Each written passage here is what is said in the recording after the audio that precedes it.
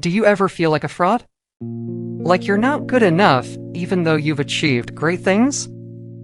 If so, you're not alone. Imposter syndrome is a common experience, especially for people with ADHD.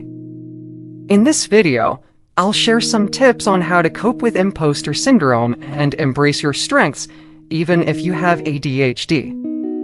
Imposter syndrome is a psychological pattern in which an individual doubts their skills, talents, or accomplishments, and has a persistent internalized fear of being exposed as a fraud. Despite external evidence of their competence, those experiencing this phenomenon remain convinced that they are frauds and do not deserve all they have achieved. Imposter syndrome is common among high achievers, and it can be particularly challenging for people with ADHD. Why is imposter syndrome common for people with ADHD? There are a few reasons why imposter syndrome may be more common for people with ADHD. First, people with ADHD often have difficulty with organization, time management, and planning. This can lead to feelings of inadequacy and self-doubt, especially when they compare themselves to others who seem to have it all together. Second, people with ADHD often have difficulty with perfectionism.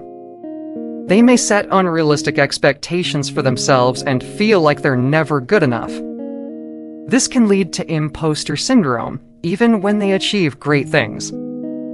Finally, people with ADHD are more likely to experience anxiety and depression. These conditions can also contribute to feelings of inadequacy and self-doubt. How to cope with imposter syndrome? If you're struggling with imposter syndrome, there are a few things you can do to cope. Identify your negative thoughts and beliefs. What are the things you tell yourself that make you feel like a fraud? Once you're aware of your negative thoughts, you can start to challenge them. Focus on your strengths. Everyone has strengths, even if they have ADHD. Make a list of your strengths and accomplishments. Remind yourself of your strengths every time you feel like a fraud. Be kind to yourself. It's important to be compassionate with yourself, especially when you're struggling. Remember that everyone makes mistakes and that it's okay to be imperfect. Talk to someone you trust. Talking to a friend, family member, or therapist can help you to process your feelings and develop coping mechanisms. Here are some additional tips for people with ADHD who are struggling with imposter syndrome. Break down tasks into smaller, more manageable steps.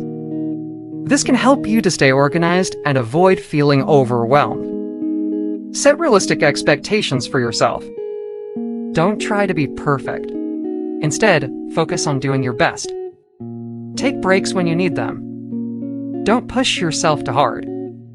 It's important to take time for yourself to relax and recharge. Celebrate your accomplishments. No matter how small, take the time to celebrate your successes. This will help you to build your confidence and self-esteem.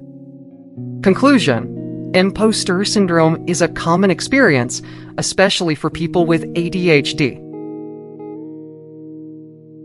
Remember, you're not alone. You're worthy and capable.